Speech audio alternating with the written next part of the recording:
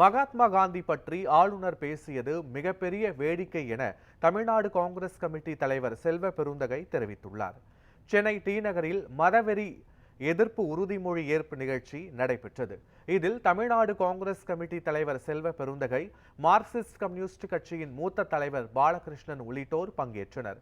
அப்போது செய்தியாளர்களுக்கு பேட்டியளித்த செல்வ பெருந்தகை, மத்திய உள்துறை அமைச்சர் அமித்ஷா வருகையை ஒட்டி கருப்பு கொடி போராட்டம் நடத்த அனுமதி வழங்க வேண்டும் என கோரிக்கை விடுத்தார்.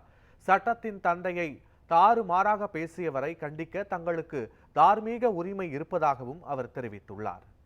ஆளுநருடைய பேச்சு, கிராமங்களிலே சொல்லுவார்கள், ஆடுகளை பாற்று ஓநாய்கள் அழிகிறது என்று. அந்த மரபுப்படி, கிராமத்தில் சொல்லுகின்ற கூற்றுப்படி மகாத்மா காந்தியை பற்றி ஆளுநர் பேசுகிறார். இதுதான் மிகப்பெரிய வேடிக்கை. அமித்ஷா அவர்கள் வருகையொட்டி ஆர்ப்பாட்டம் செய்ய வேண்டும் என்று நாங்கள் அனுமதி கேட்டிருக்கிறோம். எங்களுடைய தலைவர் பெருமக்கள் கெடுபிடி காவல்துறை காட்டுகிறது என்ற செய்தி வந்து கொண்டிருக்கிறது. பாபா சாஹிப் அம்பேத்கரை இழிவுபடுத்தி பேசியிருக்கிறார்.